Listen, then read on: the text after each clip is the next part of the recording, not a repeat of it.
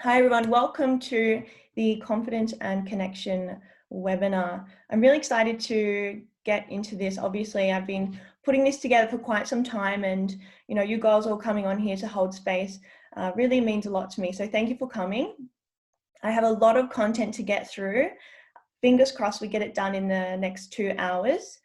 So I've got a lot of tools and methods and ways that you can begin to create that sustainable change and overcome those limiting beliefs and really start to take those steps forwards in your lives, whether that's with your training, your nutrition, maybe it's with work and your finances, or perhaps it's in your relationships with the people around you. So what you're going to learn today is a foundation, and you can actually transform that and translate it and apply it to all the other areas in your life. So it's not just for your health and fitness. If you're someone who's really struggling in the areas of your work life, these tools and methods can help you there too. And that's why we call it the holistic model or holistic coaching, because it doesn't just look at one area of your life. It looks at all the areas of your life. And usually when there's an uncongelated balance or an imbalance in one area of your life, it can have a ripple effect into the other areas of your life too.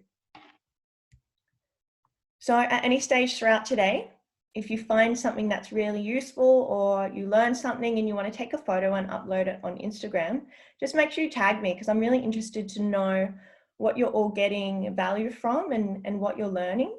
So tag me so I can see what you're really getting the most value out of.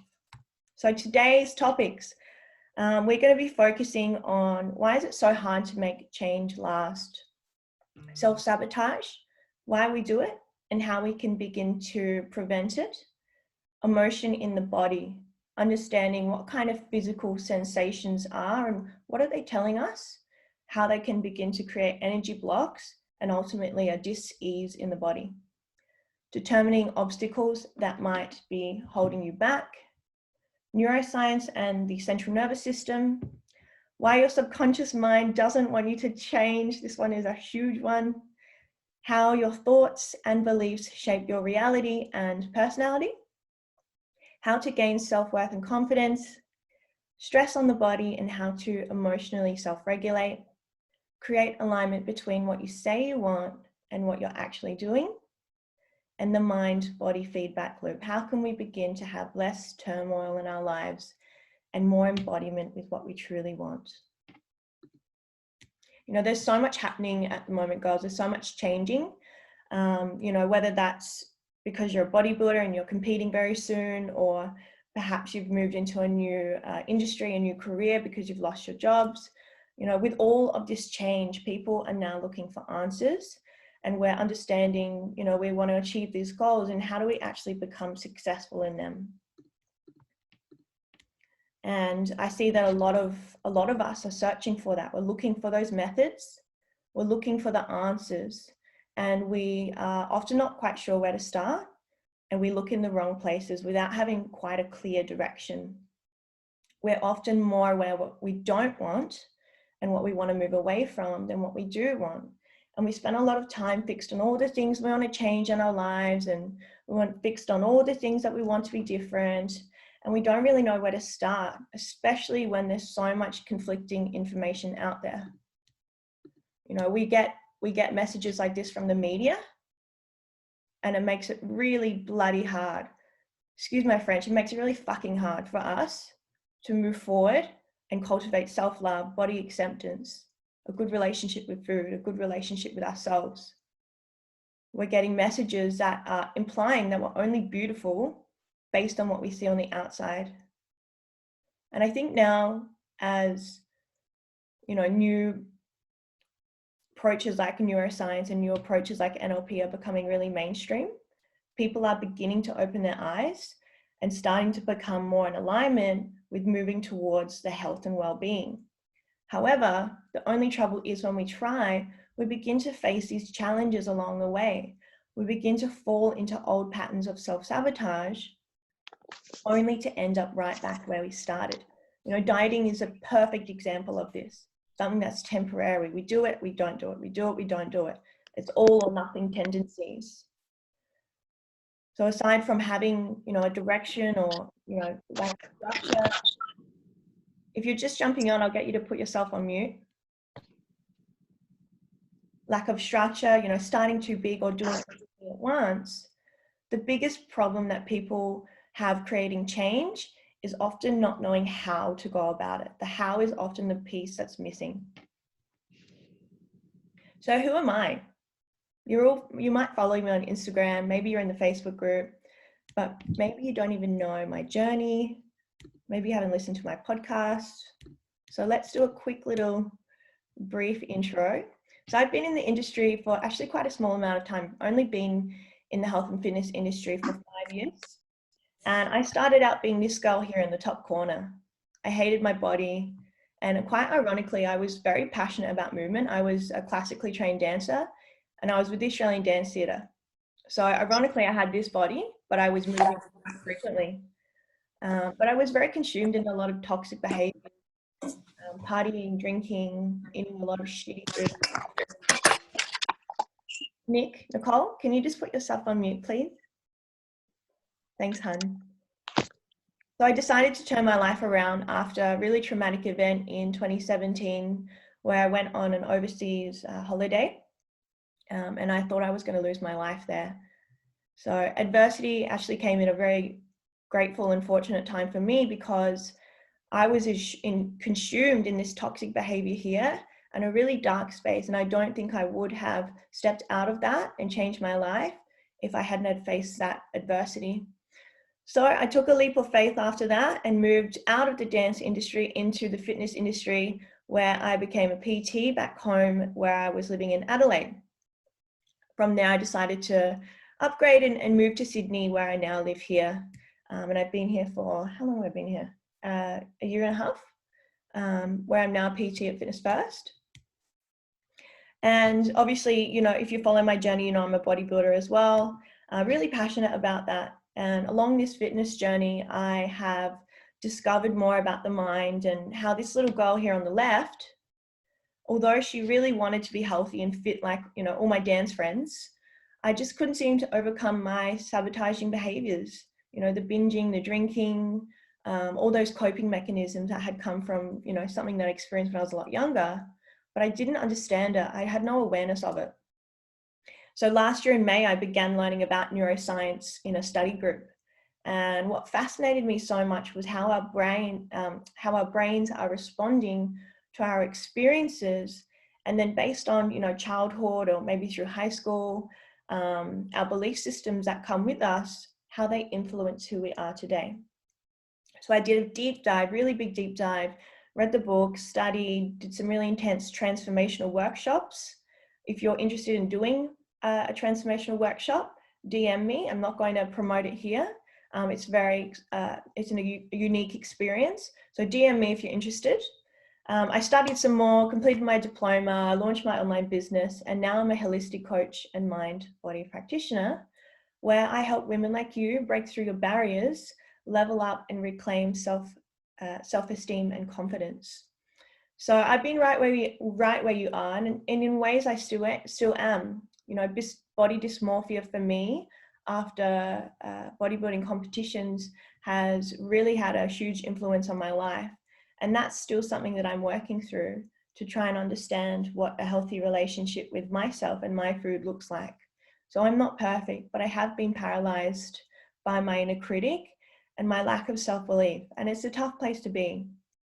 I've hit a lot of vulnerable parts about myself, trying to use all of the health and fitness modalities, listening to all the right or wrong ways of approaches, somehow just trying to fit in. And I felt like I just wasn't showing up for myself anymore. So now that I've been able to find an approach and find a method to have a better relationship with my food and break down the barriers that had me stuck in a world of self-sabotage, I'm now learning how to unconditionally accept myself with or without body fat, and how to embrace that authenticity and find that inner confidence that comes with, stepping out of your bullshit beliefs and being able to achieve your full potential. And this is possible for you, girl. Yes, you. You don't have to listen to your inner critic on repeat. You know, a lot of us have that little voice that tells you that you can't do it, or that little voice that holds you back. You know, we all have her. She doesn't go away. She's part of our system, and she's just doing the best job that she knows. We can't get rid of her, but we can we can change how we respond to her. And you don't have to have that pressure to be perfect all the time. You don't have that pressure to get it all right the first time. So let's dive into our first topic and show you how you can begin to claim that for yourself. So change, creating change. We all wish at some point in our lives that things could be different. We all wish we could change the way we eat, the way we exercise, you know, maybe our health or relationships. We might know even specifically what we want to change, but just knowing what needs to change doesn't actually make it happen. Just declaring a goal doesn't actually mean you'll achieve it, right? And we know this because science tells us that 92% of people that set a New Year's goals resolution actually never achieve them. Which is kind of rough. Because I'm one of those people. I'm like, yep, New Year's resolution is to, and then write something really drastic. And I'm actually pretty good most of the time. But then when I look at that statistic, I look at my goals and I'm like, hang on, how realistic was my New Year's resolution? And did I actually achieve what I initially hoped? So yeah, it makes me laugh when I see that statistic, because a lot of us have that tendency. We wait for the end of the year, or we wait for something to happen, and then we're like, okay, and we declare that goal. And sometimes actually achieving it, it can be a very different story. Can you think of a few examples where you might have done the New Year's resolution, or maybe you wanted to change something and how difficult it was? Perhaps you thought maybe the task was too big. Maybe you thought, oh, fuck, it's too scary. And you ended up talking yourself out of it.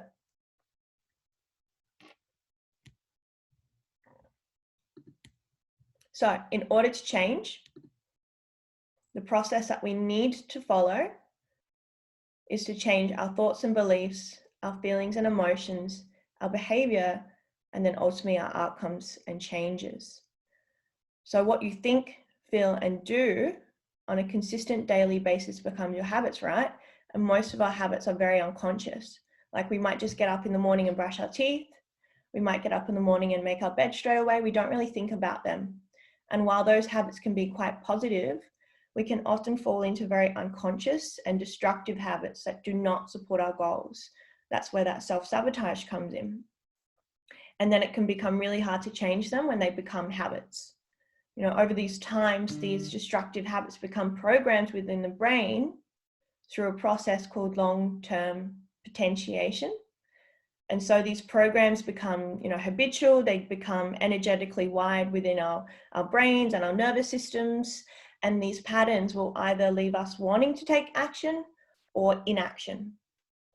So really that secret formula, I guess, is the thoughts and beliefs is where you need to start. You really have to start here and identify how you can create habits around this to have new feelings and emotions, to have new behaviors, which then will result in an outcome or change. So we know thoughts and beliefs are the first thing we need to focus on if we want to reach our outcome and change. So let's have a look at this. Are you interested in change? Are you ready to receive the help or make the change you're seeking? Because before we look at the process of facilitating change, it's really important to understand that you may not be ready to make the change, even if you logically know that's what's needed. Goal setting and creating change are very different. And until we can facilitate the process of creating change, it's important to ask yourselves, are you ready to receive help in the change you're seeking? And this little picture here, you would have heard that quote before. Everyone wants change, but not everyone is willing to change. And there's a big distinction there. There's a clear distinction. So I want you to read that out loud to yourself if you're on mute. Otherwise, read it in your head Everyone wants change, but not everyone is willing to change. The main question I want you girls to ask yourself, are you interested in changing or are you committed to changing? And if you're unsure, then that might be an indication that you're interested, but you're not quite committed just yet. And that's okay. That's fine, because with awareness, we can begin working with your current stage of change and your internal obstacles that you're currently in. So these are your stages of change. These are your 5 stages. And if you're in the Facebook group, you might have seen me post this already. So let's just recap a little bit for those who haven't seen it yet. So we go right down the bottom of this, what's that, like a pyramid or a staircase? Right down the bottom of the staircase, we've got our pre-contemplation, where I won't and I can't. On some levels, you know, these people know they want to change, but on other levels, they might not be quite ready to commit. They might not be willing. They might be thinking to themselves, I really want to change, but I just can't commit right now. I'm not really ready to give up the healthy foods. I'm not ready to let go of sugar just yet. I'm not ready to let go of that toxic relationship. And so you might stay in that zone, that comfortability zone of what keeps you safe, what keeps you the same. So then we move. Hi, Nicole. Put yourself on mute. Hi. Hi. The bottom left. There we go. Oh. So the next one is our contemplation stage. I'll just get Nicole to put us on mute, please. Oh, yes. Ask to unmute. There we go. Thank you. Contemplation. So I'm not sure, maybe. So you're thinking about change, but there's still that fear zone. There's still like, I'm not quite sure if I'm quite ready. So you might be like, you know, I want to achieve this goal, but I'm not quite sure how to get there. So you kind of like, I kind of want to move up there, but there's still that little bit of fear. Then we come up to the preparation stage of I will. And this is where we start to see someone really willing to do something. This is where they might reach out to someone to take the next steps for further guidance, maybe by hiring a coach, completing a workshop, reading some books, listening to podcasts. And that helps them move into the action phase where they can start to have those tools and start to have the knowledge. So in the action phase, we really start to be like, okay, I am taking the steps forwards each day to change my life. I am a healthy person and I'm someone who really likes to exercise. And this repetition over time then turns into the maintenance phase of I still am, where people are, people have gone from making a habit into a lifestyle and they're still maintaining that. And those conscious behaviors start to become unconscious. And you become the person who really embodies the change. You become the person you desire. So I want you all to get into the chat box and type in what stage of change you feel like you're in your life right now with one of the goals that you really want to focus on. And just type into the box, contemplation, preparation, action, maintenance. Let's see where everyone is at in their current stage of change.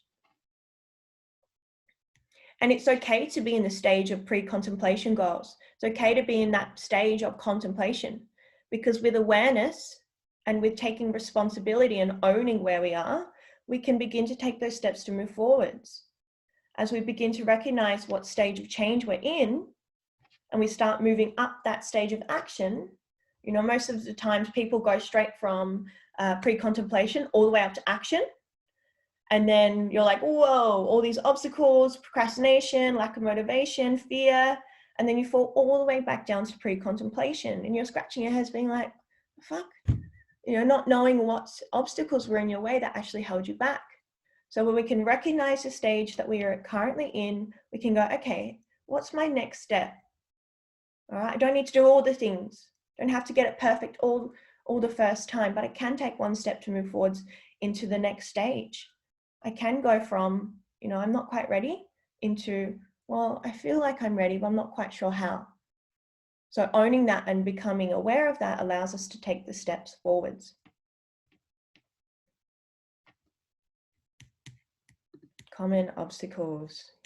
Okay, so for a lot of us, routine and habits is what keeps us going. You know, if we're high achievers at work, if we're in the gym, maybe we're getting up super early in the morning and creating a really big morning routine, morning rituals. Those habits, routines are what keeps us going. We enjoy that. And the brain really likes that familiarity. The brain likes knowing what to expect in the future. That way it can keep you safe. And that's why sometimes stepping out of comfort zones can be really scary, because the brain wants you to move towards the same patterns that it's currently keeping you small and safe. And so if the brain operates in a very natural and familiar way, when we're going about our lives unconsciously, for you to then step out of that and create that change can be quite difficult. So when we do that change process, when we take the steps to move into the unknown, it can become very unfamiliar. And when the brain looks at unfamiliar change, it has that negative bias, that negativity bias. And it creates fear in your mind to hold you back, right? Because your brain wants to keep you safe. Back in the hunter-gatherer stages, back in the, hunter-gatherer, like the ancestry years, anything that was unfamiliar was unsafe. You know, they wouldn't venture out into the deserts. They wouldn't venture out and explore the seas, because that could risk their safety and their survival. The brain creates these fear-based negative bias to hold us back from the unknown. And if you try and make your changes too fast, by going from that first stage all the way up to action, your brain's like, whoa, there's so much uncertainty, too much activation in the body, and your brain will be like, nope, this is unsafe, and you'll end up right back where you started. So in order to change, you need to begin to create habits, new feelings, new thoughts, and new behaviors, one step at a time. You might find that you face obstacles like this, lack of motivation, lack of self-esteem, anxiety, worry, skill building troubles, lack of self-care and self-love, addictions, tardiness, very unpunctual, unprofessional, relationship difficulties, procrastination, huge. That's a big one. Phobias, disorganization, clutter, setting unhealthy boundaries, anger, shame, guilt, and blame, and health issues that can come either physical or mental. So just looking at that list, girls, can you recognize any obstacles that may have been holding you back from facilitating change? And just take a moment to recognize that we all have obstacles. Most of the time, these are all fear-based. Scared of moving forward, so we create these little obstacles to hold us back. Then maybe you guys would like to write down your obstacles on your notepad, maybe on your laptop if you're taking notes, or you could take a photo and write down the obstacles that you recognize in yourself, so that you can begin to understand what's the underlying cause here, and we can help you move forward.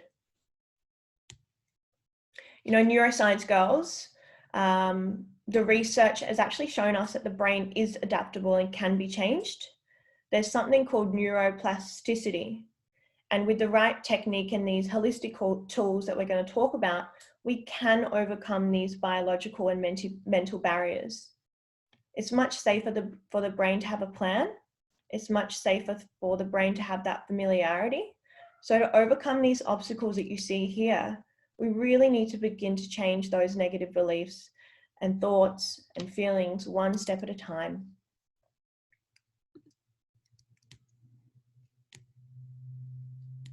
So looking at what you've just wrote down now and your hidden obstacles, these ones here, you might have wrote down procrastination. When you think about this and overcoming that, and if I said, if you couldn't procrastinate, what would be available to you? If you weren't a procrastinator, what could you achieve? When you think about that, about overcoming this obstacle and what could be available for you in your life, what fear-based thinking comes up for you? Do you think to yourself, oh, I'm too scared because, what if I try and everyone laughs? Or what if no one watches my webinar?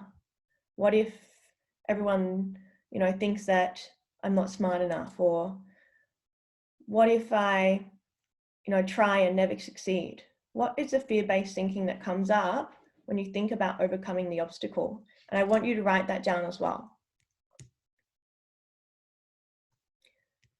Now, I'd like to ask, is there anyone who would like to take themselves off mute and just tell me if they've got an obstacle that might be showing up in their lives, whether it's a, lack of self-care, maybe it's anxiety, lack of motivation. And that's okay too if no one would like to share with what they're currently facing with their obstacles. But if someone feels brave enough, let me know what kind of obstacles they've got coming up in their lives right now. You can just take yourself off mute and let me know what that is. I read a lot that you should get rid of like negative people from your life. I think for me, I struggle like cutting people out that I know I should do really. I think, especially if I've known them a while, right? It's almost like losing someone, and to do that willingly, I think, is really tough. Yes, especially when those people can be part of our close circle.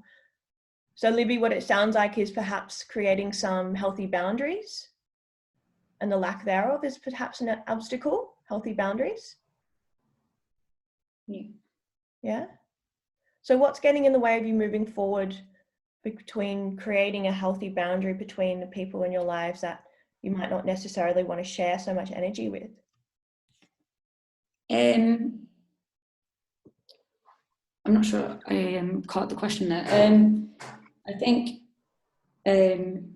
I find it negative for me personally because afterwards I feel like I've given so much of my time and then only been left with negativity where, I don't know, I can't remember the question properly. Yeah, no, that's fine. So you feel like you're giving so much of your time, but you want to give more to yourself and give that energy back to yourself. Fill your own cup up first before you fill others' cups. So what's holding you back from committing to yourself? What's holding you back from filling your own cup before sharing that with others? Yeah, I don't know. And where that negative self-talk, when you then come away from the situation and kind of tune into yourself and think negatively because you've given too much of your energy, where do you think that negative self-talk comes from?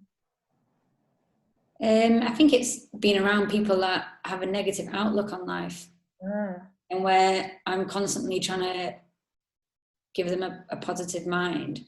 Okay. And then I just feel like almost drained from it, or it's not, being around certain people hasn't changed me, I don't think, to become negative, but yeah, I don't think I find it's been healthy for me recently being around certain people who have been quite stressed or negative in a way. Yeah. But then I'm finding it hard to cut them out of my life. Okay. So how could you overcome this? What's one step that you might take today to help you create some healthy boundaries? I've told myself that the next time I'm asked to commit so many hours to them, I'll just have to be strong enough to be like, I can't today. Or, you know, I can speak to you for half an hour, but yeah, after that I've got something on, kind of thing.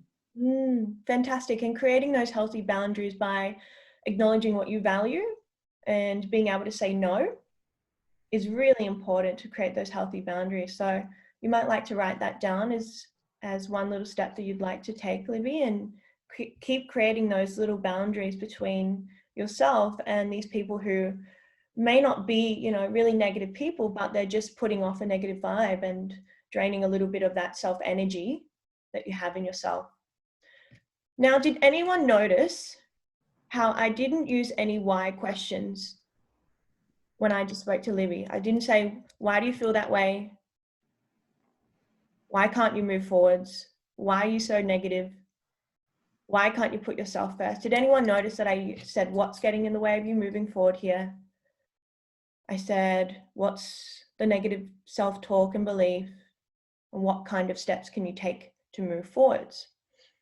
Now, this applies with our own internal dialogue, because often when we ask ourselves the why questions, it can become quite accusatory, like accusing, like why, and judgmental. And in the same ways we ask ourselves these questions, it can come from that place of inner critic. And we only begin to make our problems and our obstacles feel even harder to overcome. Why am I so hopeless? And that feels like, when I said that, I felt my chest, my eyes come up, my chest dropped, and I felt it in my gut. And when we begin to ask these questions, it correlates into how it feels in our body. So let's look at this slide here, girls, and look at our internal dialogue to overcome our obstacles. Instead of asking yourselves, why can't I move forwards here? Perhaps you could say, what's getting in the way of me moving forward here? Why can't I just make more of a commitment to myself? Well, what's holding me back from committing to myself? Why am I so negative all the time? Where is that negative self-talk coming from? Oh, it's actually not me. It's because I've been giving so much energy of myself to others that I don't have any left for myself. So can you see how creating that shift and that perspective between how we use our own internal dialogue can be really powerful, huge. You know, why can't I just do it? Why do I always end up back here? Why is this happening to me? They can all be really unresourceful. So the next time you feel stuck, girls, next time you feel like that obstacle's in your way, I want you to come back to this graph here, come back to this page, take a photo if you'd like, and begin to ask yourself the questions that are going to be more resourceful for you. Use your inner coach rather than your inner critic to help you move beyond the negative bias. So some of you are probably starting to understand how important it is to be aware of your internal dialogue, you know, your self-talk, your thoughts, and your beliefs first. You know, some of you might be a little bit mind blown right now in the ways that you didn't realize you were talking to yourself. And that's where the importance of self-awareness comes into action. Without self-awareness, I'm just going to move this. Without self-awareness, we are limited in our ability to create change in our lives. We cannot change what we're not first aware of, right? So before you can create your goals, we need to help you develop self-awareness around your thoughts, your values, your beliefs, and your behaviors. You know, often we really go through the motions and we don't quite recognize the ways in which we're showing up, the self-limiting beliefs that we are operating in. And a lot of them are coming from a conditioned belief system instilled a long time ago, sometimes right down to our childhood, in those first 7 years. And they come with us into adulthood. But as adults, we don't realize we can change our beliefs by becoming aware of the patterns they create. And until we start to question those beliefs and recognize the discomfort in us, that no matter how hard I try to change, nothing seems to last. I'm going through this ebook again and again and again, and I know what I need to do. I know I need to get up early. I know I have to go to gym. I know I need to move out of this industry here and take a leap of faith and move into this new industry that's going to make me really happy. And I have all this knowledge from trying before. I've done all the books and I'm trying, but nothing seems to really change. But here's the difference, girls. Here's the difference. You can educate yourselves all you like, but it's not going to help you take action and apply it to your lives until you can put that knowledge into action and start thinking differently, behaving differently, feeling differently, and consistently showing up to disrupt what you're currently thinking to create new ones that support your desires and your goals. And we go back to that thoughts, beliefs, feelings and emotions, behaviors, and then outcome and change. We got to deal with all of this stuff first. So what are we thinking? What are we saying to ourselves during the day? And what's that internal dialogue? I want you to get all really curious about that.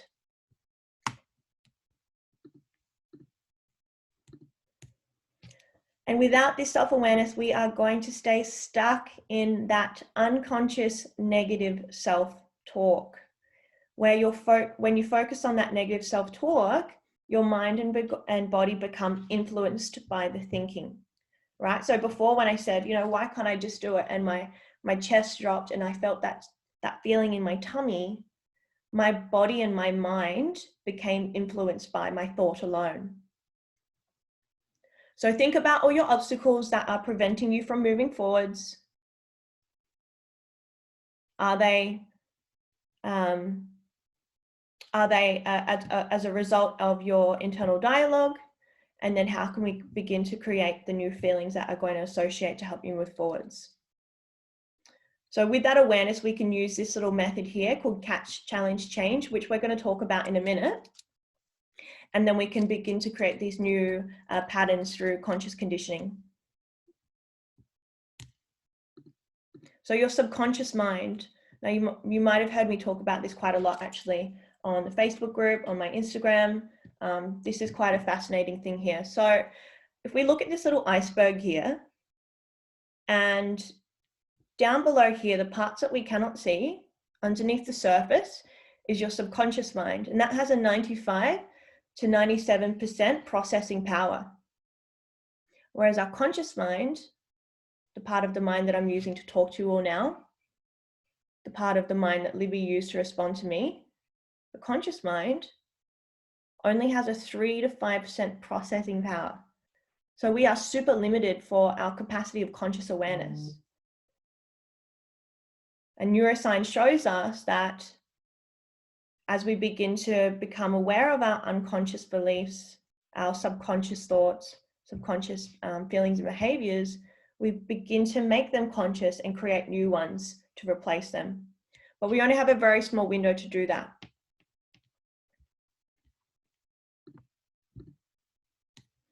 So let's look at your subconscious belief systems. Our beliefs control almost everything we do in our life. If we believe that something wasn't fun, we probably won't do it again. If we believe that our fathers are stubborn, we might not call them as often. If we believe in God, we might pray. If we believe that getting an F on our exam when we were 9 years old meant we were a failure, then we might tell ourselves we're not smart enough. So our beliefs are created from a lifetime of experiences, and a lot of those core beliefs are formed in the first 7 years of our childhood. And no matter how much effort you put into creating behaviors, if your underlying core beliefs oppose the change, then the long-term chances of you sustaining the goals will oppose it. Your belief systems that you currently have now won't support your new goals. So for example, you might say to yourself, I really want to get up early and go to the gym tomorrow morning. But in your head, if you say to yourself, I believe that's too hard, or I don't have time, then your subconscious beliefs aren't going to support that desire, right? So our beliefs, values, and needs, and emotions, impact who we are, what we do, and why we do it. And a lot of our belief systems come in the form of I am. I believe I am not good enough. I believe I am a burden. I believe I'm useless and nobody likes me. When your subconscious beliefs and thoughts don't align with what you say you want, it's important to deploy your self-awareness so we can determine the subconscious beliefs that oppose what you want. And then we can rewrite the program so what you do say aligns with your subconscious beliefs in relation to having what you want. I see a lot of people declaring what they want. They say, I want to do the thing, or I want to achieve that change. And they've tried everything in the past, but nothing has seemed to help them move forward. Everything seems to slip out the window, and at the end of that process, they say things because of not having achieved it. They say things to themselves, I can't do it. I'm never going to achieve it. It's too hard. And so before we've even made the process to facilitate the change, we've now created beliefs that it's too hard. I can't do it. I'm never going to achieve this. And then they try again, but without consulting with the subconscious mind and asking themselves what they believe about wanting to change, then they never take that awareness to move forward in that area of their lives. You know, imagine how hard it's going to be to achieve your goals if in the back of your mind, your subconscious is saying, I can't do it. I am a failure. Can you see how easy it might be to fall back into the stage of contemplation, where you scratch your head and you're like, this doesn't seem to happen. I just don't know why I can't do it. It's just really hard. And if we look at this little chart here, that negative bias keeps us stuck in the cycle, and back in the cycle, and back in the cycle. I am. And until we become aware of that, we cannot change what we cannot see. So let's explore and begin to override these outdated belief systems, shall we? So the subconscious mind creates your thoughts, your values, and forms your beliefs. And it's always on. It's always listening to your language. It's always listening to your self-talk, your inner dialogue, and collecting that data from the experience of the world around you. Your conscious mind is actually quite logical, quite positive. It's articulate. It's the basis of making really tough decisions. Whereas the unconscious mind is quite the opposite. It's fueled by memory and emotion, very reactionary, very fight or flight. So the subconscious mind stores your lifetime of experiences and holds them to keep you safe in case in the future you decide to get up on stage and, you know, do a public speaking event in front of 1,000 people and deliver a speech.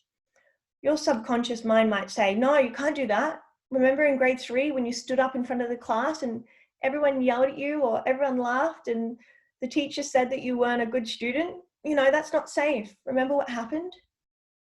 So the subconscious mind is always going to win, because even though you really want to get up there and deliver the public speaking event, your subconscious mind is going to have different beliefs about it because it's running the show 95% of the time. So imagine trying to achieve your goals, those scary ones, if your subconscious mind is running programs like this. So I want you to look through this list of goals. I'm not going to read them all out. You don't need to hear my voice anymore. Read through the list and write down your tendencies to your fear-based beliefs. When you think about your really scary goal, you think about taking the steps forwards, what fear-based belief comes up for you?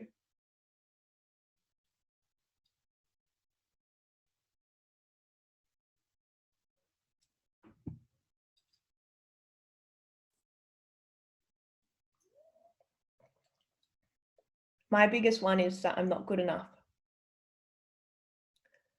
That one's a powerful one. She came actually, that belief actually started when I was in primary school, because I'd been a dancer my whole life, as I said at the start, and I was at a school, like a school assembly, really, really early. I mean, I probably would have been 7 or 8. And I'm up doing this dance recital and I had this beautiful blue costume on and I had this beautiful mask and I literally thought I was a bloody fairy. Like I was a fairy and I believed it, and I was just me in the dancing and I forgot the world. Nothing in the world mattered. And then it would have been like a couple years later, maybe, no, not a couple, it would have been like maybe 8 or 9 years later. And I was going through old photos in my photo album and Mum showed me this photo and it's me dancing, you know, in my element, in my little fairy world. And I was like, oh, so nice. I remember that feeling. I remember what it felt like. And then I looked closer at the photo and in the background were these kids and they were all laughing at me and they were like this and they were pointing and they were hysterically laughing. And that feeling of, I believe I'm, you know, this beautiful fairy and dancing is amazing. I went, oh, I'm not good enough. And that bloody thought has stayed with me for quite a long time. And she still shows up every now and again. And I do have to remind myself that I am worthy and I am good enough. And I kept dancing, obviously. And obviously now I've moved into the health and fitness industry and I'm moving into those fears. something new, I have to keep reminding myself that I am enough. So what belief systems are coming up for you girls? Because we all have some. And remember, by being self-aware, having that awareness, we can begin to change them. A lot of these negative fears, a lot of these fear-based beliefs are generally based on fears, not facts. Was it true that I wasn't good enough because those kids laughed at me? No. They're just young, stupid teenage boys. Maybe they're laughing at something behind me. I don't know. Is it true? Probably not. And yet I created that belief. So a lot of them are generally based on fears about ourselves, not facts.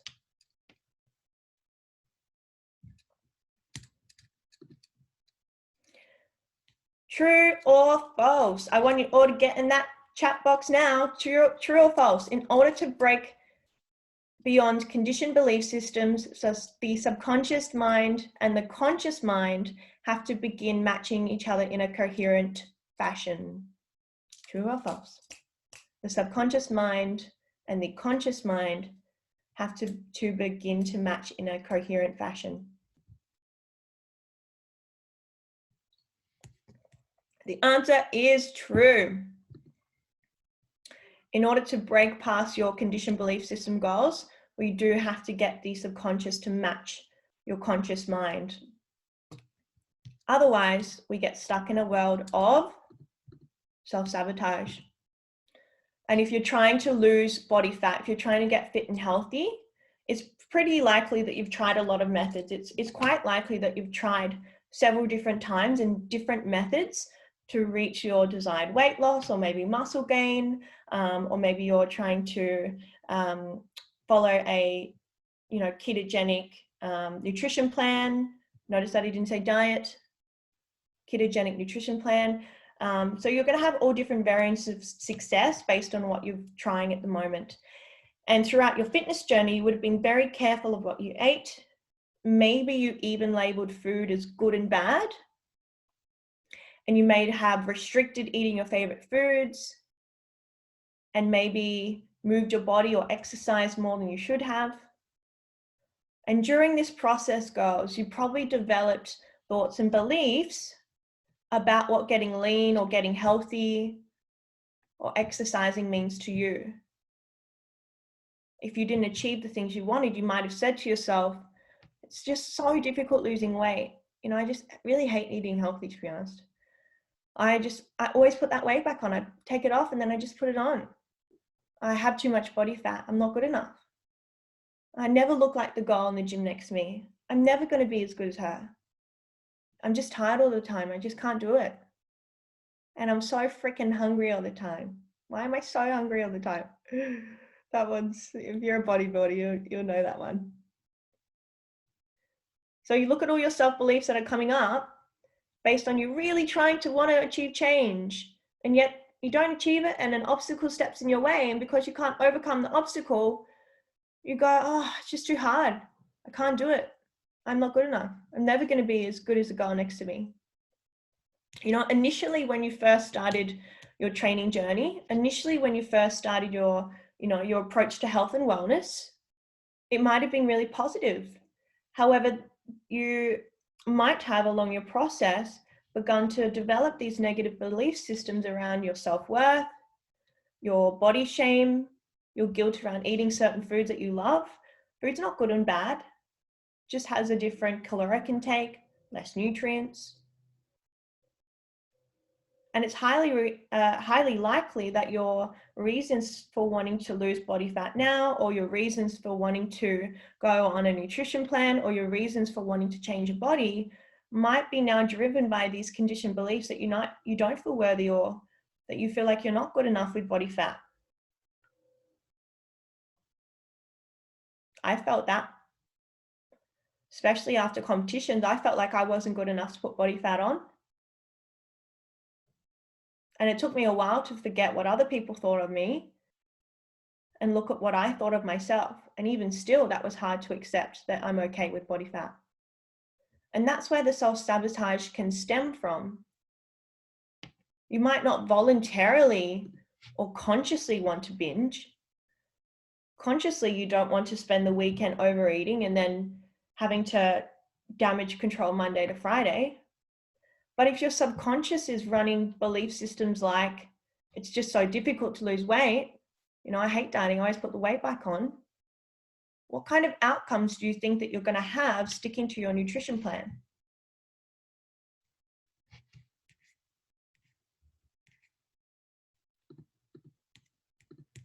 So it's super important that we are aligning you back to your positive beliefs towards the fitness and the healthy eating and your nutrition, and, you know, maybe it's sound healing or meditation or yoga, whatever it is that you're looking for. It's really important to align you back to positive beliefs that support this. So let's uncover your outdated belief systems and let's create some new ones to support that. So I want you girls to now write down, I believe being healthy means to, and then fill in the rest. I believe being healthy means to show up for myself, nourish my body, nourish my temple. I believe being healthy means to value self-care and self-love. And then I think being healthy means to. So I think being healthy means to value that I need to have a lot of foods that come from the ground rather than processed foods. I think being healthy means to acknowledge that I don't have to only focus on the physical side, but also the mental health side of it too. So I think being healthy means to, and just write that down, whatever you think it means. When I am healthy, I feel. How does it make you feel when you're healthy? Do you feel strong? Do you feel light? Do you feel vibrant? Does it make you happy? Happy that you're finally giving back to yourself, filling up your own cup before you fill up others?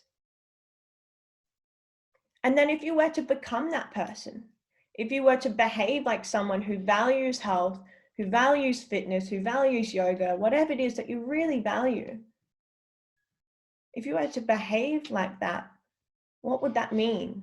How would you do that? What kind of behaviors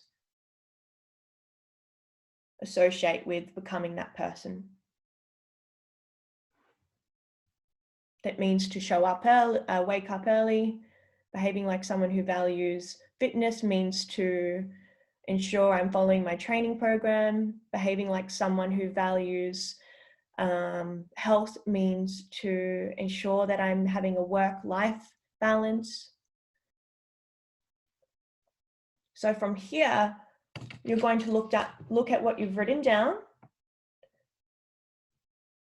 And we're now shifting what you believe, what you think, what you feel, your emotions, your behaviors,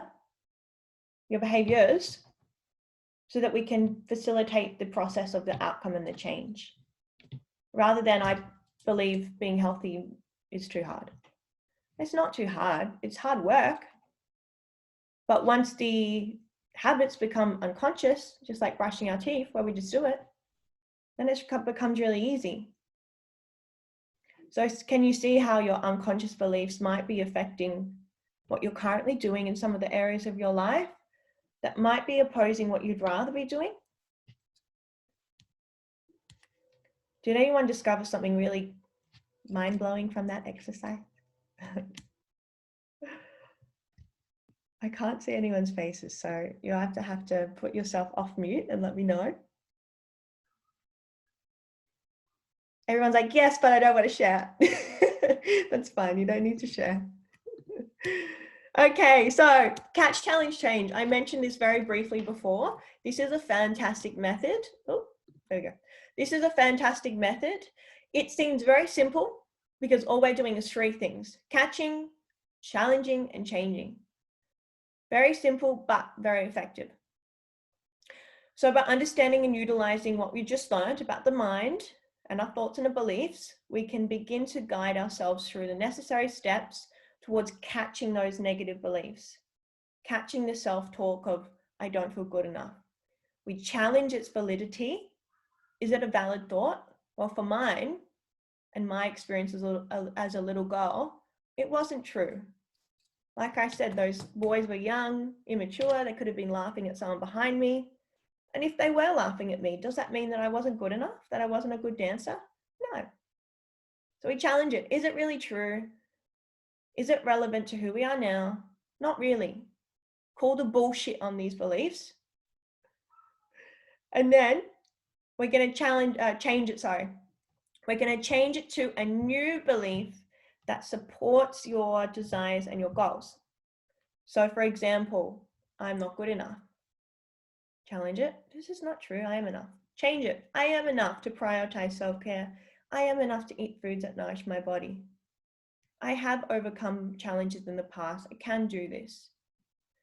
Now you might feel like saying those little things to yourself feel a little bit strange and a little bit woohoo and a little bit, I am powerful being and I am enough. And it's going to feel really strange, girls. This is probably something you haven't done before, but I promise you it's so empowering. The 95% of your subconscious beliefs aren't supporting what you want. You only have a 3 to 5% of conscious awareness to change them.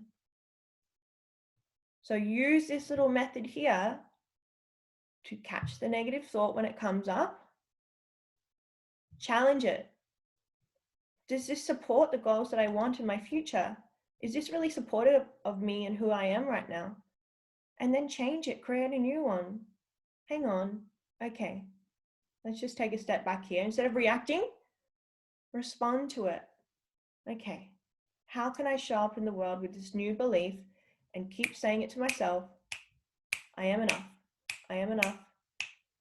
I will prioritize my food. I will nourish my body so that it starts to become real. It starts to become unconscious. And with that conscious effort, you'll start to feel like you're changing how you show up in the world. And when you start to change your internal world, your outer world will respond in very surprising ways. Okay. This is where my brain's going to explode, trying to get all this knowledge into your brain. So if you need a coffee or a drink break, you've got 2 minutes. I'm going to get this coffee in my belly. Let's bring up the chat box, actually. What did everyone say? Because I'm doing a screen share, I can't even see the chat box. So let's quickly bring up the chat box. I want to see what everyone's written down. 51, geez. Okay, here we go.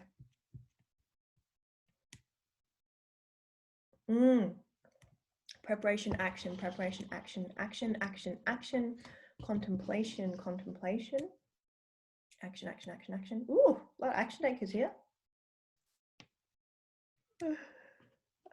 Contemplation, and that's okay. With awareness, Corinne, being in contemplation, with awareness, you can begin to take the steps forwards. So thank you for your honesty.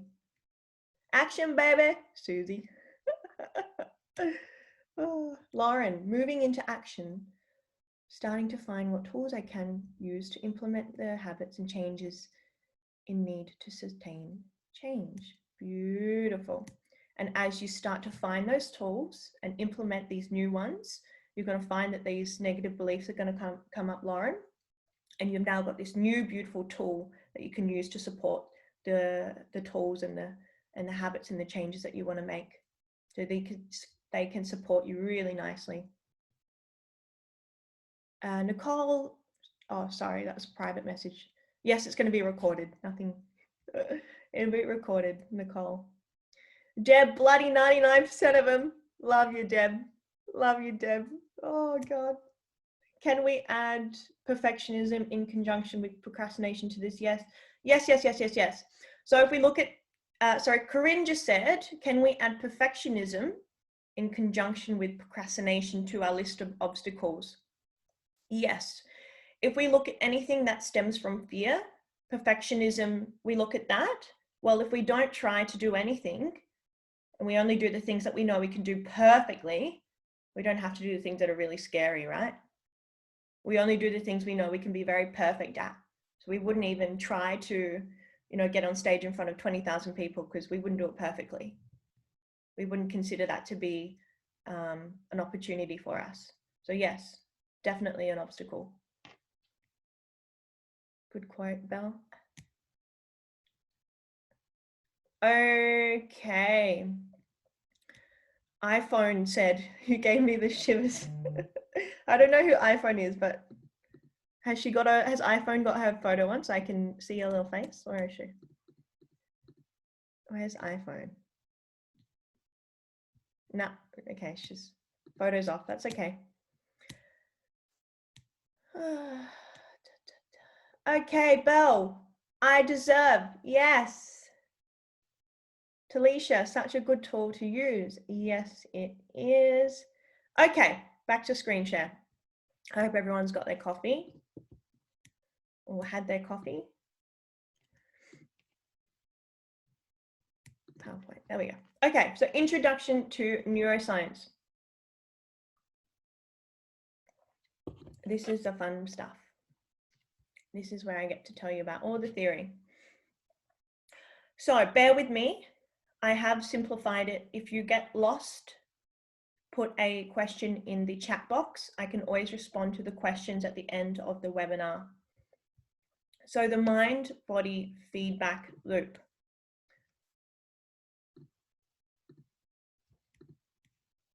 So emotions, your body experiences physical sensations and manifestations of the mind. They feed these back to the brain. And if you hold them for long enough, they can store energy blocks within the body and can lead to potential illnesses and disease down the track. So if we look at this little chart, I guess, we look at anxiety, look at love, look at that beautiful sensation in the body, that lightness all the way up into the head, the higher chakras. We go to depression, that numbing sensation, cold, very low activation, contempt, pride, shame. Remember before, girls, when I said, I just feel like I can't do it, and I went like this? That's the same feeling, that sinking feeling into my gut, how it makes you feel. So your emotions stand for energy in motion, emotion, and they're like food. We need to digest them so that they can be metabolized and released from the body, essentially. Not like food, but you know what I mean. So they've got to be metabolized. You've got to understand what's the emotion that I'm feeling in my body, track the trailhead, and then release that so you can be in a place of love rather than a place of depression or anxiety. So emotions are a way for us to get curious. So if we go back to how I felt before when I said, I can't do anything, I tracked that I had a sinking feeling in my stomach and my shoulders collapsed forward. So at any stage, if we can begin to use our conscious awareness to go, what's happening in my body? Okay, I've got collapsed shoulders, sinking feeling in my gut, I feel really cold. That's a chance for us to get curious about what's happening to us and for us in our bodies. Your bodies are going to be responding to your thoughts. So if you have, stiff neck, really sore traps, digestive issues, hormonal imbalances, maybe you have really sweaty palms when you're at work, that state of stress, really sore back. All of those imbalances in your body can lead down to, that damage down the track. That's where we form that dis-ease. So these are the 3 parts of the brain that I want you girls to learn about today. The first one here is our reptilian brain. This is our instinctual brain, the one that initiates the fight or flight response. It's very reactive, very irrational, and not a lot of logic to it. This is our very old brain. This is a part of the brain a lot of the, hunter-gatherers and the cavemen would have used back in those days to run away from the tigers, collect food, and have that sense of safety. We then go to the limbic brain, the middle brain. And this is your emotional center. This is where your memory, your feelings, and all of those experiences that I felt from an emotional point of view from our past and even future come from our limbic brain. And then we come down to the neocortex here. That's the outside part of the brain. When you look at a picture of the brain, the gray matter on the outside of the brain, like the shell. And that's your conscious awareness. Very rational. It's like your decision maker. Let's call it your CEO. Now, right at the front of the brain here, there's a part of the brain called the prefrontal cortex. And that's just at the front of the brain here. And if we look at the camera, you can see I'm touching my head. This part of the brain here, right in the center, your prefrontal cortex. And that's another part of the brain here that's really useful for us. And we're going to be talking more about what the prefrontal cortex is and why it's so important in the next following slides.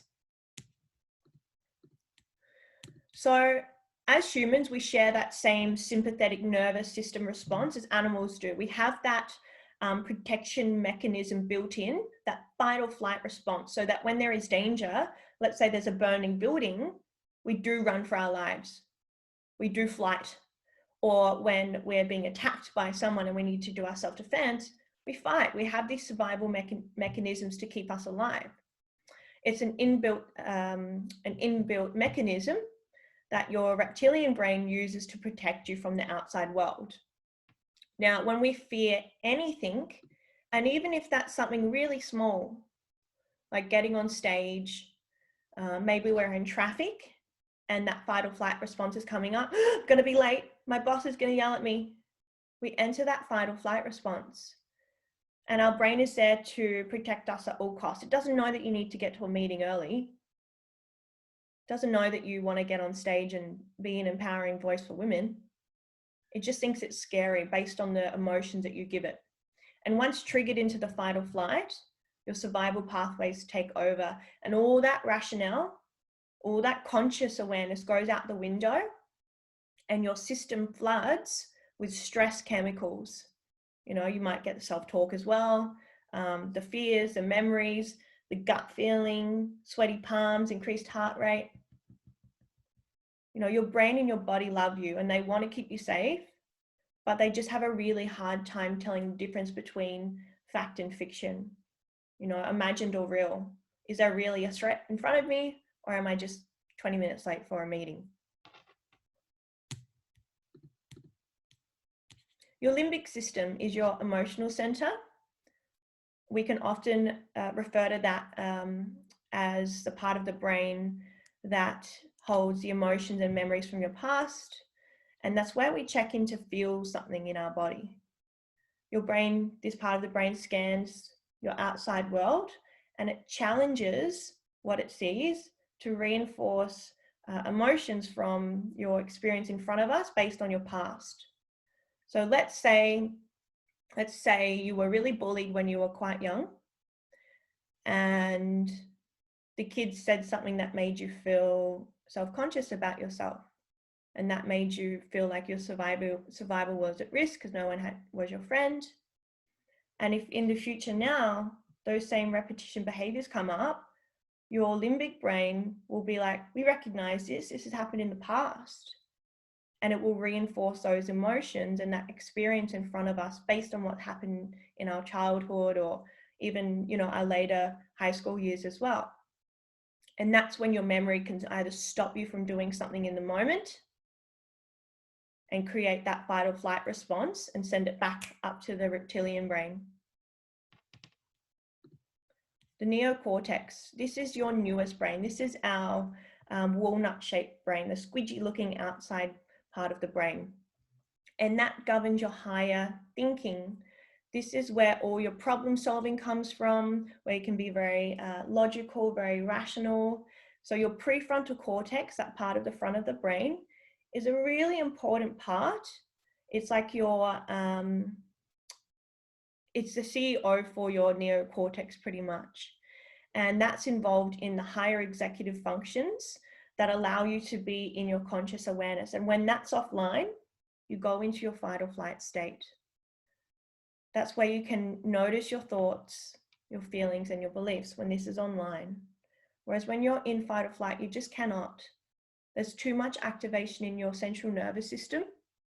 When the prefrontal cortex is offline, you're in fight or flight, you're in survival mode.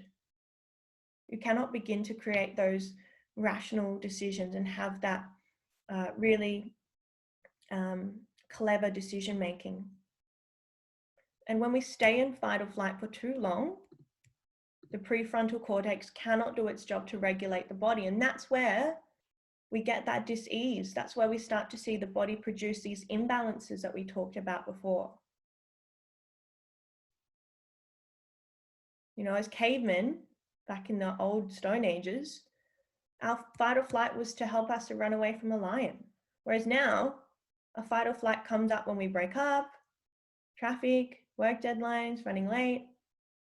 Maybe we miss our flight. We've got a flight to go overseas on a holiday and we're running for the flight and we don't make it and we're like, and that stress response is felt in the body. Your brain doesn't know the difference between what's imagined and what's real. And it's going to exist right now in the moment. So when you stress about the future, I missed my flight, all that money's gone, what am I going to do? Your bodies are experiencing that fear of the future.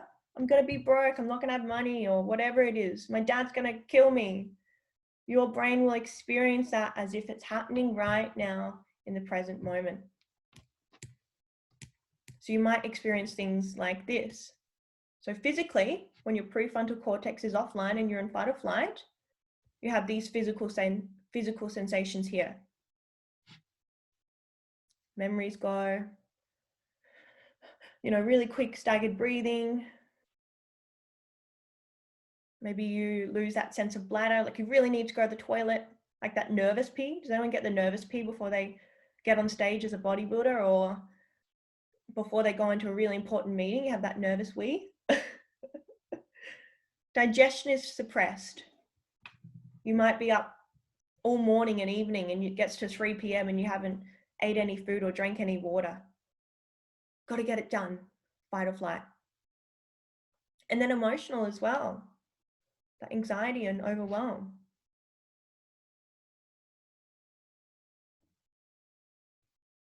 Feeling angry, feel a bit disconnected.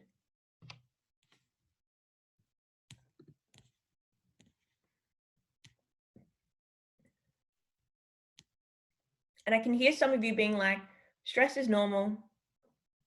I'm just a stressed person. That's just my life. You know, I've learned to cope with it. Stress is not normal. You know, stress is supposed to be acute where we just go into it, we respond with the fear, and then we come back into homeostasis. It switches on and it switches off, back into homeostasis, and our body can self-regulate. But a lot of us are chronically stressed. We're always stressed. There's always things going on. And that's why it's so important to keep our prefrontal cortex online. It regulates our behaviors, our thoughts and emotions. And when the PFC is offline for too long, then we come down into this space here. We get stress-related illnesses. This is when we can start to have the dis-ease in the body, where if that stress is held for too long, we start to get gut health problems, skin conditions, breakouts, food cravings, moodiness, just can't seem to focus, very like foggy. And then we move up to more extreme dysfunctions that can happen, not necessarily will, that can happen. And all of these affect how we show up in our lives. So a lot of these responses aren't normal, and that's not how we need to live our lives. We don't need to live our lives in a constant state of fight or flight. So prefrontal cortex online, calm, happy. We feel relaxed, we feel comfortable. Prefrontal cortex offline, tensed, rushed, angry, physical hunch of the shoulders, protect your heart chest area, stiffness, very reactive, very impulsive, unhealthy choices. I want you all to think of your negative beliefs, the I am, and I want you to close your eyes and say that negative belief in your mind. I am not good enough. I'm not pretty enough. Close your eyes and feel that negative belief. I'm not strong enough. I'm not worthy of change. I'm not good enough. I'm not worthy to be loved. Why would anyone love me? Now, what happens in your body when you think of this belief, girls? Track the trailhead. Do you notice a tight tense in your belly? Do you notice that tension in your shoulders? Maybe your jaw is feeling really tight. Maybe that sinking feeling in your gut.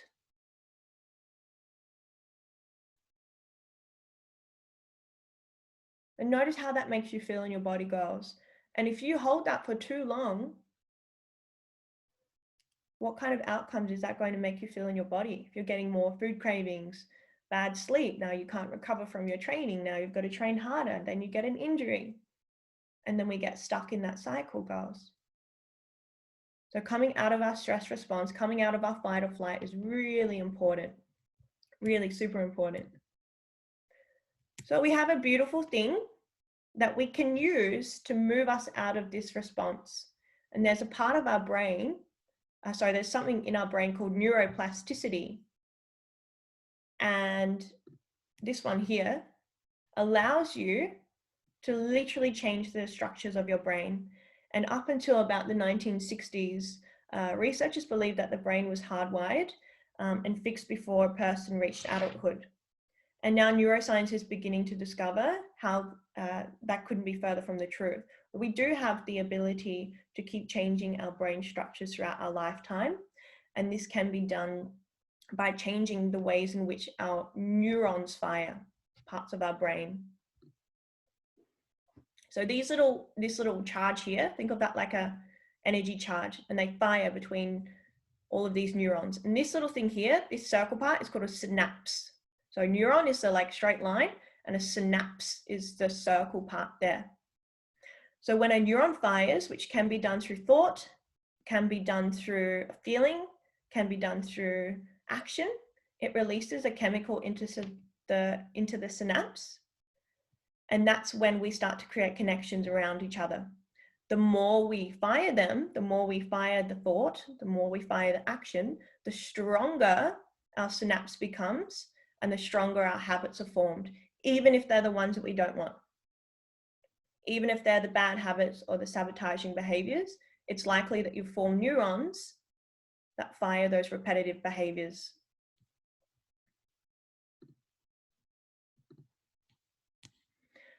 So when we start a new habit and we only do it for a short amount of time, normally maybe we get tired or, work gets in the way, or we start to feel stressed and we say, it's too hard, I don't have time for it today. We then lose the potentiation of the habit.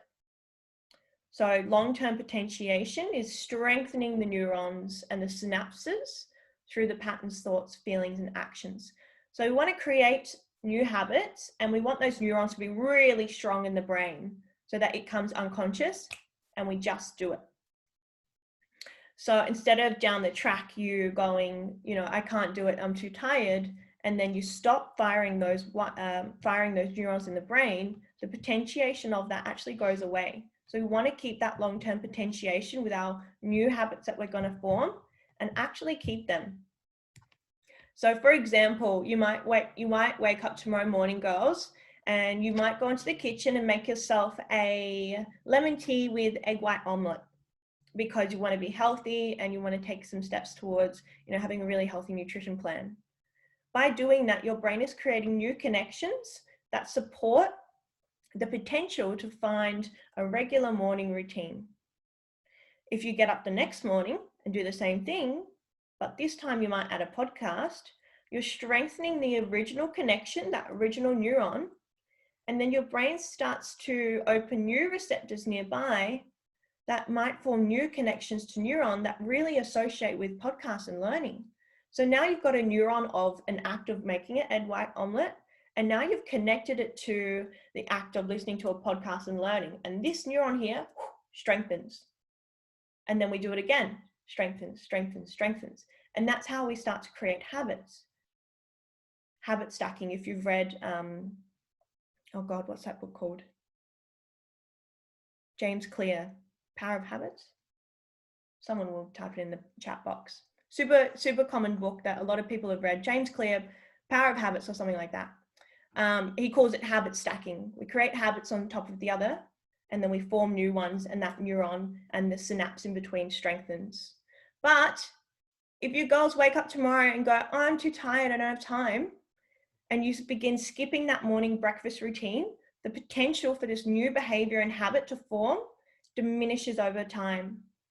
You could start and do it for a week, but without that further reinforcement, over a week or two, those initial neurons that you created that had really great potential to become habits and become stronger, they will start to weaken, and those initial attempts will actually go away. So the potentiation can either increase and it can decrease too. We want you to get into a stage where your habits can just happen, where you can do them unconsciously. And that comes through firing and wiring your neurons through new habits in the brain each day. Unfortunately, society doesn't show us how to, take these steps. It just says, SMART goals and just achieve them. I was like, well, hang on. What if I've got all these really unhealthy habits? How do I replace them? And so our abilities to rewire itself in our favor can be really difficult. So neuroscience isn't a magic pill, but it really does provide an understanding of how to go about it.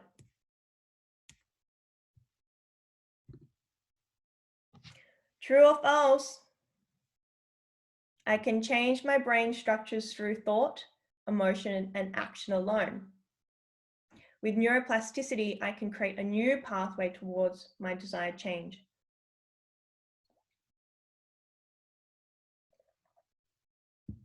Well, we all know the answer to that one. Surely by now, I'd like to hope so. It's true. So how do we begin to conquer the subconscious mind? We've covered a lot of content so far. We know what's holding us back. We know the steps towards changing our belief systems. We know we can rewire the brain to support our new habits. And we know neuroplasticity gives us an advantage. So how do we actually do that? How do we conquer the subconscious mind? Well, there's actually quite a few tools that you can use to help move forward. We don't have enough time to talk about a few of them. So we're just going to cover one today. And what it really does come down to is finding effective methods to disrupt the unconscious patterns and divert them with new ones. So remember that catch, challenge, change that we spoke about earlier? That's a fantastic example of catching the negative unconscious patterns and then diverting it with new ones. So this one here, 5, 4, 3, 2, 1, go, is actually discovered by Mel Robbins. If anyone knows Mel Robbins, she's a bloody guru. Love her to bits.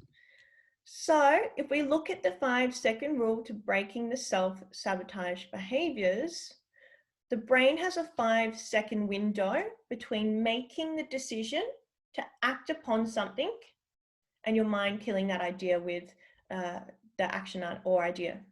So it could be getting up early in the morning. I want to get up tomorrow morning at 5 a.m. All right. Then the alarm goes off and you're laying there going, I'm tired.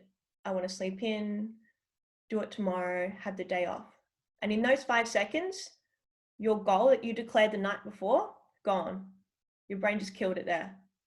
Even though you really wanted to. And then you go again, okay, I'll do it tomorrow, I'll do it tomorrow, I'll do it tomorrow. I'll start Monday, I'll do it on Monday. Monday comes. Oh, I've had such a big weekend though, I'm super tired, I'll do it tomorrow. And then we get stuck in that cycle. We never really have that long-term potentiation to build up their success. So your 5-second rule is a way to disrupt that self-sabotage procrastinator. Override her. Override that procrastinator with conscious action within that 5-second window. By counting down from 5, we switch our prefrontal cortex online, our logical brain, and we align ourselves with our goal and our commitment with your logical conscious mind rather than your emotional limbic system. You remember that emotional brain? We want to get out of the emotional brain and into our prefrontal cortex, switch her online so that we can act within those 5 seconds. So we're going to go 5, 4, 3, 2, 1. We think of what we want to do, conscious, conscious, conscious, and then act. The biggest thing is that you have to act. You've got to propel yourself out of bed. You've just got to get on stage. You've got to approach that person you really wanted to talk to in the gym for a long time. You've got to send that email to your boss that you've been really scared to with your resignation. Whatever it is, those things that you're like, oh, I'm not sure. 5, 4, 3, 2, and then go. All right. So I've been doing this one with my morning routine because I like sleeping in every now and again. But I know I would love to have an extra hour to get up early and do my meditation, do maybe like my vision board, maybe like some sound healing. And I have my little rituals thing, and I don't do it as often as I'd like. Self-care and self-love is something I would like to improve on. So I use that 5, 4, 3, 2, 1 when I really want to get up in the mornings and I can feel that I'm tired. I go, no, feeling limbic system, and I go prefrontal cortex, 5, 4, 3, 2, and I get up. So some days I feel like not getting out of bed and I use this method. And some days I feel quite good. I feel quite fresh and I still get up when the alarm goes off. So use this tool as a way to recognize your tendencies to obstacles and fears and see if it helps you, girls. So let's talk about a few more things that we can help you girls to move forwards.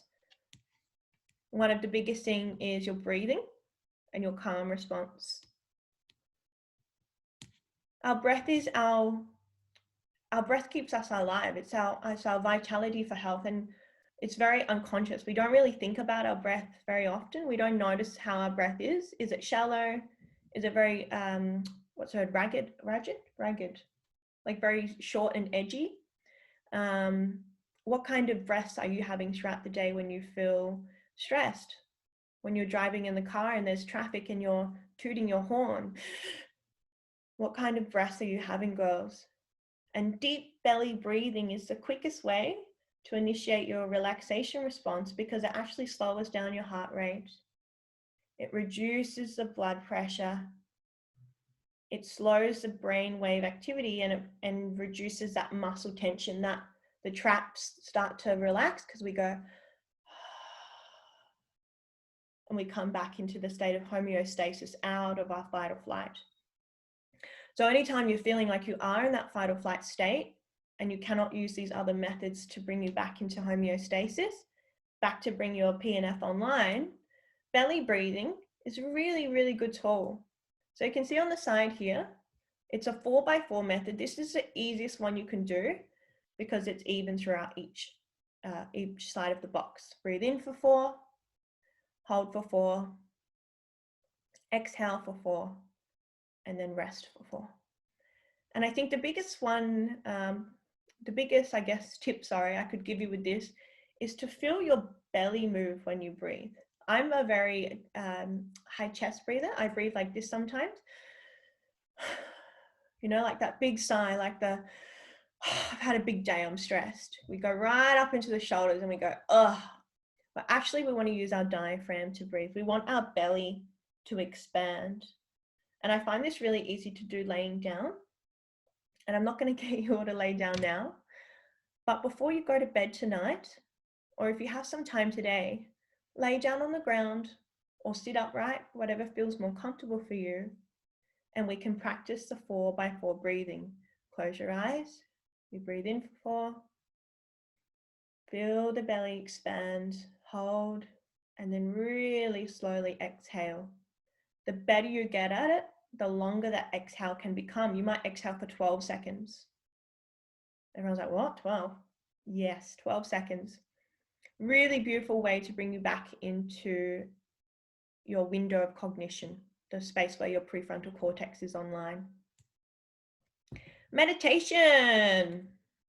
Who meditates? Who puts, just maybe either show me a hand or type yes in the chat box. Or type no. If you don't meditate, let me know who meditates, who doesn't meditate. Steph raised hand. I didn't know you could do that. Teresa raised, I didn't know you could raise your hand virtually. Oh my God, there you go. You guys are teaching me something. Meditation. A lot of people think it's something that has to be really woohoo, that you sit there and the expectation is we hold our fingers and start humming phrases.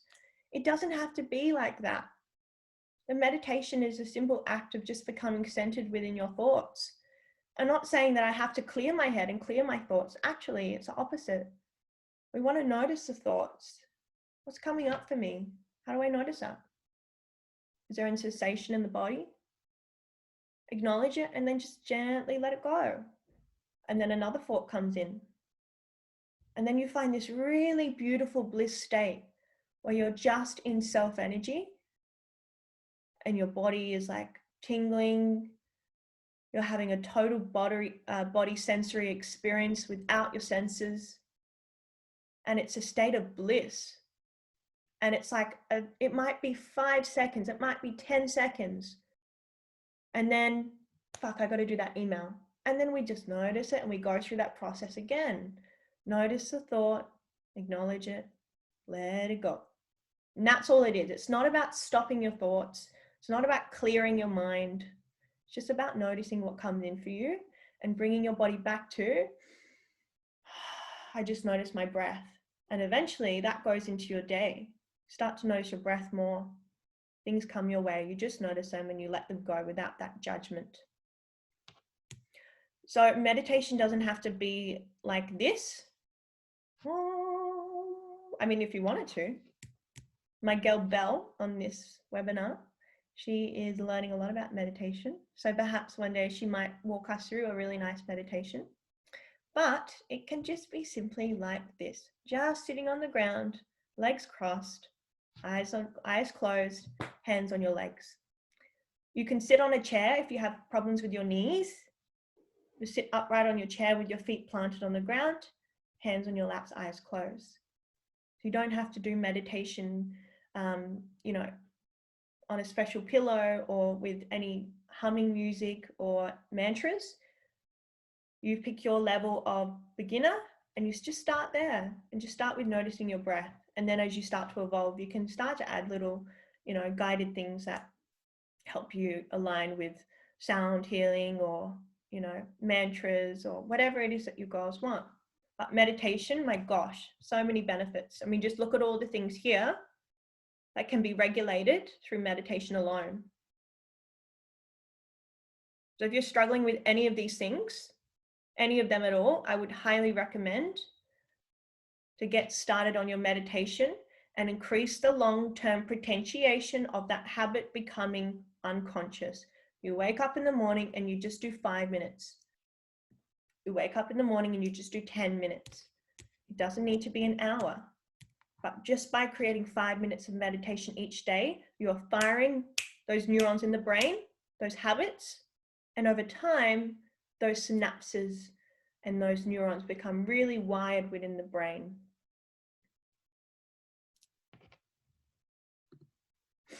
So I'd like you girls, as we come to the end of today's webinar, I'd like you to look at the multiple choice question here. We've been through the belief systems, the outdated ones that are not supporting you, and we've now created the process to facilitate new ones that are going to support you and your goals.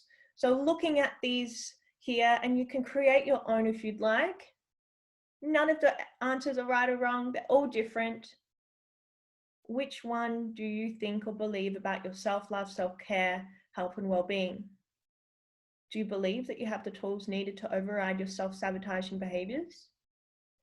Do you believe that your beauty is not limited to how much body fat you have?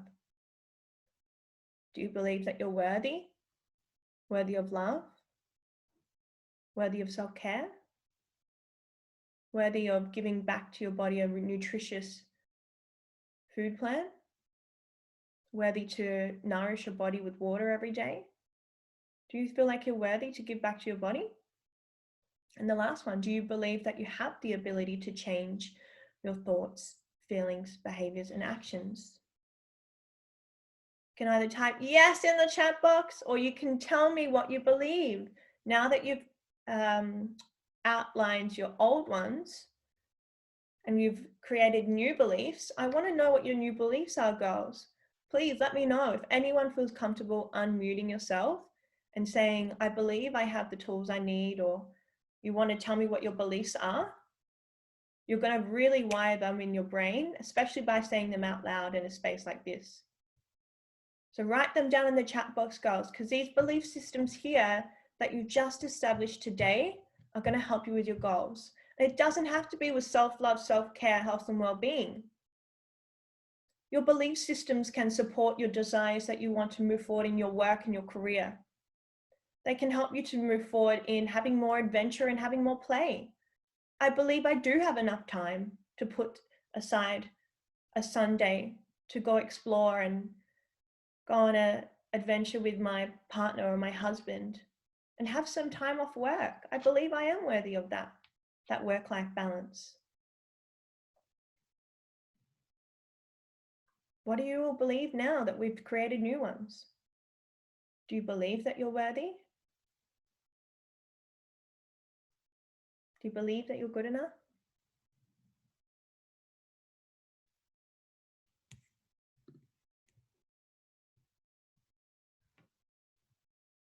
You know, and with your actions going forwards, girls,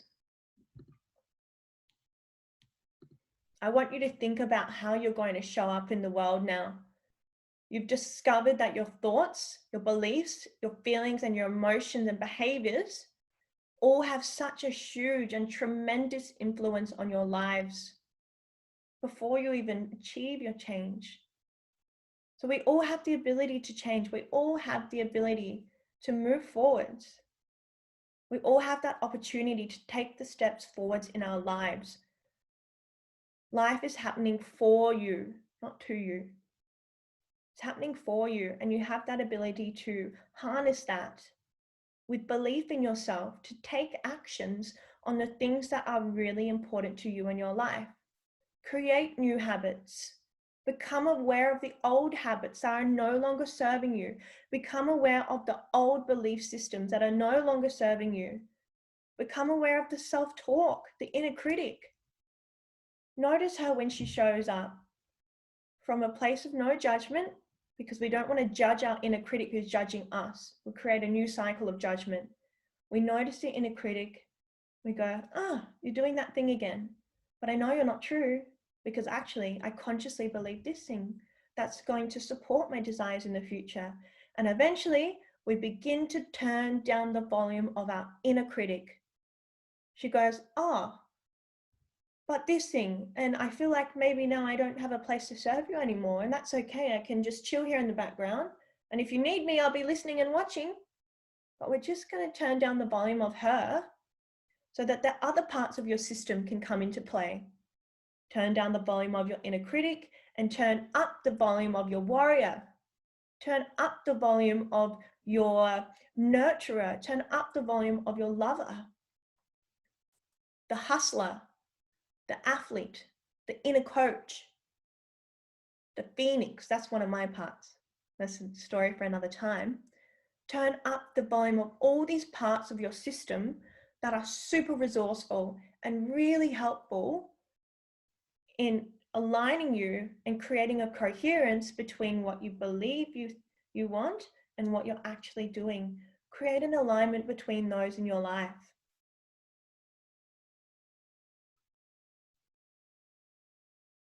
So that's it for today. Before we wrap up, we're going to do a Q&A. And for those who have to jump off soon, I just want to thank you all for coming before you go. Thank you for coming and being present. I really appreciate you girls jumping on and holding this space.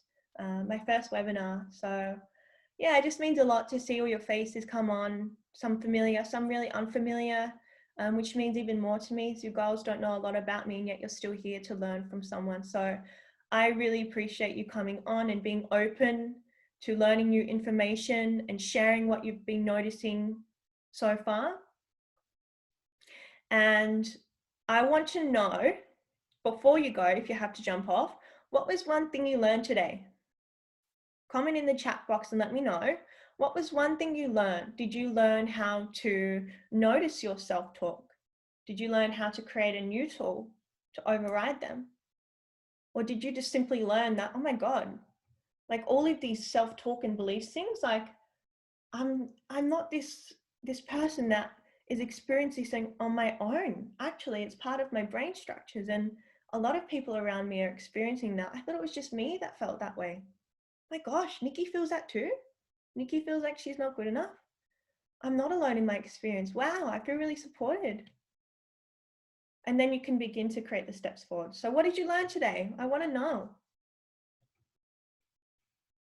It warms my heart, girls. It really does. As a holistic coach now, to help all of you women to clarify your needs and clarify your values and support you with your desires and increase your self-awareness around your mindset and your motivation, and help you to become responsible for your thoughts, your feelings and behaviors, and to help you cover those outdated belief systems that have been instilled a long time ago from past conditions. So yeah, it warms my heart to bring you these tools and show you how to reduce your mental, emotional and physical stress, how to identify your unique happiness, what you actually believe about your health and wellness, and how you can begin to create a plan to fulfill you, and use this as a space of, a safe space, with no judgment, but with accountability and support. So we only had 2 hours today. I wish I had more, because there were actually quite a few things that I wanted to talk about, but I just thought it would have been too much information overload. So there is more to give to you girls. And if you are interested in learning more, if you are interested in getting some more one-on-one support and guidance with where you are at, in 7 days, I will be launching a special program, an online coaching program that's group-based, that I've been working on for a couple of weeks now. And for those who've jumped on this call, so I apologize to the girls who are watching the replay, but this is only for the girls who've jumped on the call. You'll have a 24-hour pre-launch offer. And I'm going to put the link in the chat box below. And you can go ahead and book a call in with me to see what that would look like for you. Let's jump on a call. We've discovered your obstacles. Let's see what's holding you back and see if we can create a pathway towards aligning your subconscious beliefs with your conscious ones. So if you're interested and you want some more one-on-one guidance, there is the link. Go ahead and book in a call, and we can have a chat sometime next week to see what that would look like, to see whether I'm the right coach for you, and maybe if you're the right client for me as well. So Q&A time. If you girls need to jump off. Oh, I just sent that to Steph privately. Sorry, let me try that again. Everyone. There we go. So Q&A time. You can either, two things, take yourself off mute, put your video on so I can see your beautiful face, and ask away, or you can chuck it in the chat box below. We got any confident, daring question askers? Who's gonna go? Here we go. I can hear someone took themselves off mute. No one's got any questions after that. You must have just learned everything and don't have any questions at all. I don't have any questions, but I'll just share with you an observation. Thank you so much for sharing all that information with us. It's interesting to learn that there's so many of our, I guess, subconscious thoughts that happen from when we were so young. Like you told the story of when you were a dancer and, looking at the photo. When I was younger, I was a dancer as well. And anyway, my mum always made such a fuss about my sister because she was younger and she had some issues, and that's another story, but she always kind of overcompensated, like for how awesome she was. And there's so many things that came from that I'm looking at now in my life, because one of the biggest things that came up for me in your slides was like, I'm not good enough. And it's interesting because it's like I can say no, I am. But I know I've always had a fear of failure, like we all do, but I've always had this fear of failure and this thought of like, but I'm not, I don't want to try. I don't, and even actually birthdays I've had over the years, I never really had a birthday party or celebrated it because it was like, no one's going to come anyway. And it's just interesting being able to identify those things and them for what they are. So yeah, so that was really cool. Thank you. Yeah, and when you can start to become aware of it, you can be like, oh, and kind of see the origins of how that's played out through your childhood and even up until how you show up now. Yeah. Yeah. How it plays up for you and go, okay, well, I recognize that tendency to fear and I don't have to react in the same way anymore. And you can ask yourself, well, what's possible for me now? What's possible for you now, Brooke? I know lots happening in my brain. Yeah. I think a lot of you are probably going to need either another coffee or a nana nap after this, because you're like, yeah, Corinne's like, my gosh, so do I. Yeah. And we all do, Corinne, we all do. Brooke, throw a party and I'm sure I would turn up Yay, let's do it. Yeah. Okay, girls, thank you so much for coming on. I am very grateful for you all being here. You will get access to the webinar replay via email. If you're not on the Facebook group, then definitely get on there. There is some really cool stuff for you all to learn there. Pretty much everything you learned today, you can continue to learn in that space tenfold. I'm just going to chuck it in the link before everyone goes. And it's just a really cool community. It's such amazing to have, so amazing to have women like yourself that step up and help other women too, that want to throw little parties together, and Brooke from overseas. And it's really cool to have this little community in this space for us all to connect together. So if you want to be part of the community and you're not already, just jump on the link and I will accept your invitation. So from there, reach out if you need any further guidance at all, girls. Just a disclaimer before you go that I'm not a therapist. I am not a psychologist. I'm not a psychiatrist. I can only act within my scope of practice and my diploma and my certification. So I am here to facilitate a space of coaching to help you move forward with your goals. But just a disclaimer here that I'm not a psychiatrist or a therapist or a psychologist. So I love you all so much. Thank you for coming. And finally, be kind to your mind. Thanks, gals. Bye. Thanks, Nikki.